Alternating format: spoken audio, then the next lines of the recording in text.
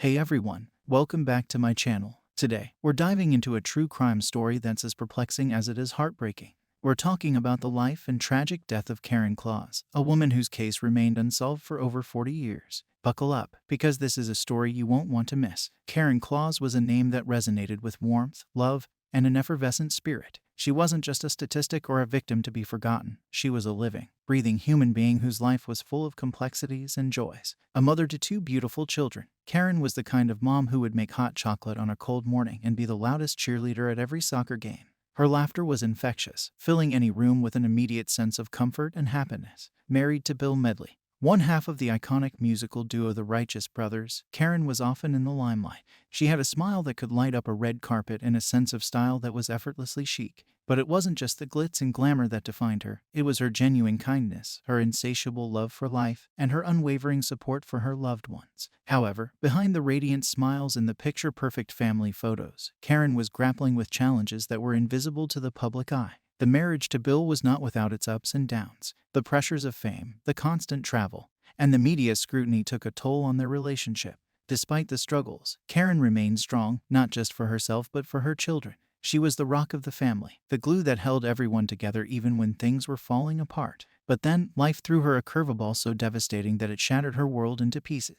A dark cloud loomed over her, a prelude to the tragic events that would soon unfold. And as we delve deeper into this story, we'll uncover the layers of Karen's life, revealing the woman she was, full of life, love, and a resilience that would be put to the ultimate test. So, who was Karen Klaas? She was a woman of substance, a loving mother, a loyal friend, and so much more. And it's crucial that we remember her for all that she was, rather than just the tragedy that befell her. For 40 agonizing years, the case of Karen Klaas became a haunting enigma that loomed over her family, friends, and the investigators who vowed to bring her justice. Imagine 4 decades of birthdays, holidays, and family gatherings overshadowed by the gaping absence of a loved one and the gnawing question: who did this to her? Investigators pored over evidence, retraced steps, and interviewed countless individuals. They followed leads that took them down winding paths only to hit dead ends. The case files grew thicker, but the answers remained elusive. The community was gripped by a chilling fear, knowing that the person who had done this was still out there, possibly walking among them.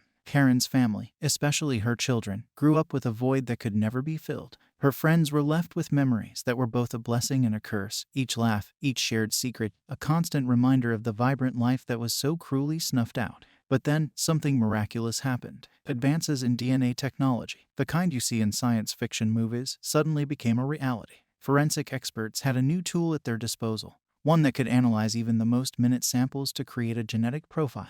It was a game changer, not just for forensic science but for cold cases that had hit insurmountable walls. For Karen's case, this groundbreaking technology was more than just a scientific achievement. It was a glimmer of hope, a flicker of light in a dark, endless tunnel. Could this be the key to unlocking the mystery that had confounded investigators for decades? Could this technology bring Karen's family the closure they so desperately needed?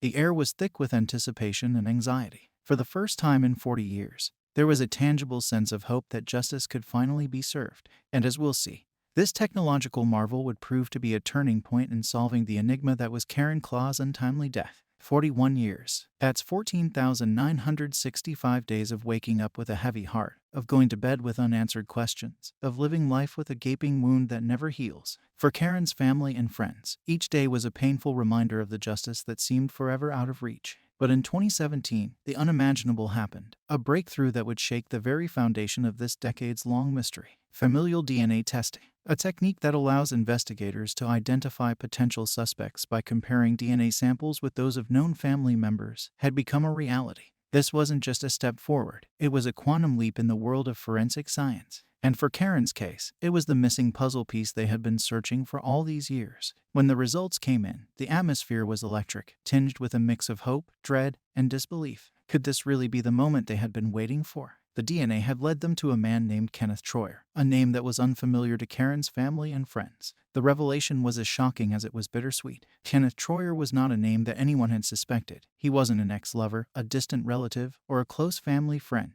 In fact, he was a convicted rapist who had been killed in a police shootout years earlier. The irony was chilling. While Karen's loved ones had been living a nightmare, her killer had met his own violent end, escaping the clutches of justice in a way that seemed almost poetic. The news was met with a whirlwind of emotions. There was relief, of course, but also a sense of sorrow that the answer had come too late for many who had been closely connected to Karen. Parents, friends, and even some investigators who had initially worked on the case had passed away, never knowing the truth. But for those who were still here, the revelation was a complex tapestry of emotions. There was closure, yes, but also a reopening of old wounds, a resurfacing of buried grief, and a sobering reminder of the years lost and the lives irrevocably altered. So, as we sit here today, we're left to grapple with a revelation that is as unsettling as it is relieving. Justice, it seems, has a bitter aftertaste. But it's an aftertaste that Karen's family and friends are willing to live with, for it means that Karen can finally rest in peace. And in a world that so often denies closure to those who need it most, that is no small thing. Kenneth Eugene Troyer. Just saying the name feels like biting into something bitter, something that leaves a lingering taste of dread and revulsion. This man was a living embodiment of the darkness that lurks in the corners of humanity. A convicted rapist, a career criminal, and now, posthumously, the confirmed killer of Karen Klaas. But here's the part that twists the knife of this already agonizing revelation. Kenneth Troyer was already dead, killed in a police shootout in 1982. He had been living his own twisted version of freedom, evading the justice system for the heinous act he committed against Karen. It's a revelation that feels like a double-edged sword, cutting through the heart of everyone who loved Karen. On one hand, there's a sense of relief that this monster can no longer harm anyone else. On the other, there's an overwhelming feeling of injustice that he never had to answer for what he did to Karen. Imagine the complexity of emotions Karen's family must have felt. There's a certain kind of horror in knowing that the man responsible for ripping apart their lives had been walking free, breathing the same air, perhaps even relishing in the pain he had inflicted. And yet, there's also a perverse kind of relief in knowing that he met a violent end, that he didn't die peacefully in his sleep, unaware of the suffering he caused. But let's not forget, Kenneth Troyer was not just a name or a face on a mugshot. He was a manifestation of pure evil, a man who violated the sanctity of someone's life, who turned a home into a crime scene, a sanctuary into a living hell. What he did to Karen was not just a crime, it was a desecration of everything sacred and humane. The chilling reality is that Kenneth Troyer was not an anomaly. He was a product of a society that often turns a blind eye to the red flags, that ignores the warning signs until it's too late. And while we can take some solace in the fact that he can never harm anyone again, we're left with the haunting question, how many more Kenneth Troyers are out there? And what are we doing to stop them? So as we sit with this unsettling truth, let's not forget the real tragedy here. A life stolen, a family shattered, and a wound that, while no longer open, will never fully heal. The aftershocks of Karen's death reverberated through the lives of everyone who knew her, leaving an indelible mark that time could never fully erase. But perhaps no one felt the weight of this tragedy more acutely than her ex-husband, Bill Medley, one half of the iconic singing duo, the Righteous Brothers. Bill Medley was a man who had touched the hearts of millions with his voice.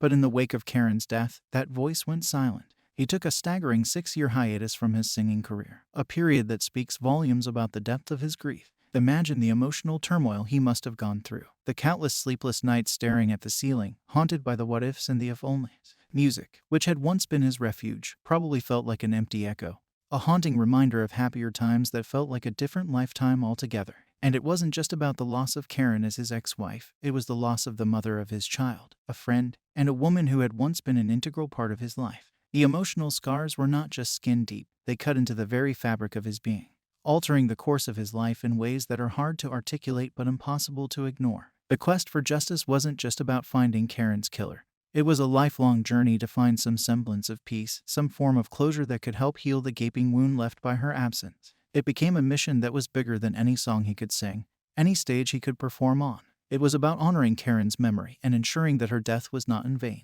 And let's not forget the ripple effect of this emotional toll. It extended to their child, their extended families, and their circle of friends. Each person had their own unique relationship with Karen, and each was left to grapple with a different facet of grief. The emotional landscape was a complex tapestry of sorrow, anger, regret, and an insatiable thirst for answers. So, as we delve deeper into this story, let's keep in mind that the emotional toll is not just a chapter in this saga. It's the underlying current that runs through every twist and turn, shaping the lives of those left behind in ways that are both visible and invisible. And it serves as a poignant reminder that the impact of a crime extends far beyond the headlines, reaching into the quiet, unseen corners of the human heart. Familial DNA. 2 words that would become the linchpin in solving Karen Klaas's cold case after 41 agonizing years. But as groundbreaking as this technology, It's a subject that's as fraught with ethical dilemmas as it is with hope. It's a double-edged sword that cuts both ways, offering a path to justice while simultaneously opening a Pandora's box of ethical quandaries. Imagine the emotional whirlwind Karen's family must have felt when they were told that familial DNA had finally identified her killer. The sense of relief, the overwhelming gratitude towards science for providing this long-awaited answer. But then, the realization sets in. Kenneth Eugene Troyer's DNA was in the system because a relative had been convicted of a crime. That's when the ethical questions start to gnaw at you. Is it fair to potentially incriminate family members who may have nothing to do with the crime? What about the issue of consent? When someone's DNA is taken for a criminal investigation, they haven't consented to have their entire family scrutinized. And let's not forget about the potential for misuse. In the wrong hands, this kind of genetic information could be exploited in ways that are both invasive and discriminatory. The emotional and ethical landscape here is complex. On one hand, you have families like Karen's who have found a semblance of peace and closure, something that they had been yearning for over decades. On the other hand, you have individuals who are now living under a cloud of suspicion simply because they share DNA with someone who has committed a crime. It's a moral tightrope that society is still learning to navigate. So, where do we draw the line? How do we balance the scales between the pursuit of justice and the preservation of individual privacy? These are questions that don't have easy answers. They force us to confront the limitations of our own ethical frameworks, pushing us into uncomfortable but necessary debates about the kind of society we want to be. As we continue to explore the intricacies of this case, let's keep these ethical considerations in mind. Because the story of Karen Klaas isn't just a tale of tragedy and justice. It's a case study in the complexities of modern forensic science, a field that holds the power to both illuminate and complicate our understanding of right and wrong. As we close the chapter on this deeply unsettling story, a lingering cloud of questions remains. Could this tragedy have been prevented? What systems failed Karen, and how can we fix them? What can we, as a society, do to ensure that no one else has to endure the kind of suffering that Karen did? These questions gnaw at our conscience, urging us to look inward and examine the societal norms and legal systems that allowed for such a tragedy to occur in the first place. It's not just about finding justice for Karen. It's about preventing the next Karen. It's about questioning the ethics of using familial DNA, the effectiveness of our criminal justice system, and the societal attitudes that often blame victims rather than protect them. These unanswered questions serve as a call to action for each of us. They challenge us to be more vigilant, to be more empathetic, and to be more proactive in fighting against the injustices that plague our society. Because the story doesn't end here. It continues in the actions we take and the changes we advocate for. Thank you for joining me on this emotional, gut-wrenching journey through the life and legacy of Karen Klaas. If this story has touched a nerve, if it's made you pause and think, then I urge you to like this video, subscribe to the channel, and hit that notification bell. Let's not let Karen's story be in vain. Let's use it as a catalyst for change, for conversation, and for action. We'll continue to explore more true crime stories that need to be told, that need to be dissected, and that need to be learned from. So let's keep this conversation going. Let's strive for a world where stories like Karen's are a thing of the past, a world that's safer and more just for everyone. Until next time, stay safe, stay aware, and let's look out for one another.